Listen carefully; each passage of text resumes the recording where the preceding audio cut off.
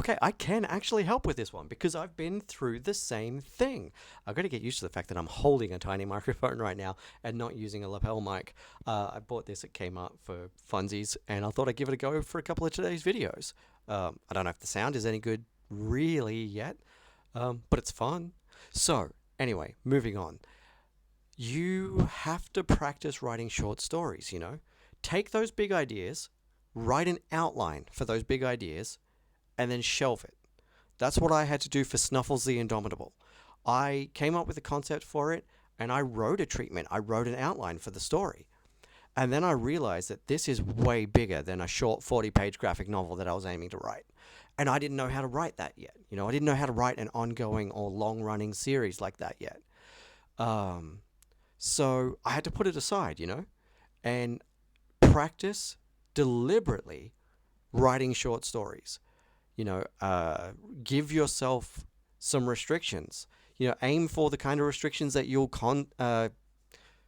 commonly run into with anthologies, which is like 4 to 10 pages maximum.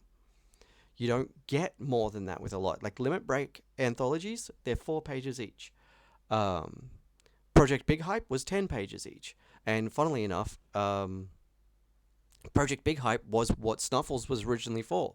But Volume 3 unfortunately got cancelled, so I decided to make it myself. Well, not the entire Snuffles. Not all of Snuffles was for Big Hype, but the current story that I'm writing, which is only 10 pages long, which is an intro to Snuffles. So take your ideas and find chunks of them that you can condense down into something smaller, maybe. You know, break it up.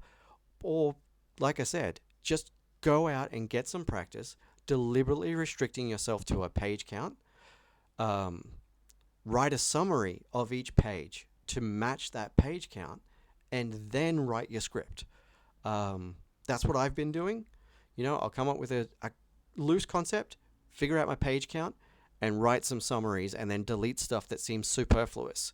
Not just edit it down, but straight up delete stuff if I think it's going to take up too much room on a page, to make sure that I can reach those page limits. And that's my best advice for that. And doing that will then help you to go back to your big idea and go, okay, I don't need this, I don't need this, I don't need this, I don't need this. This can be different, this can be different. That needs to stay, but I can maybe, you know, fine tune it, polish it up a little bit.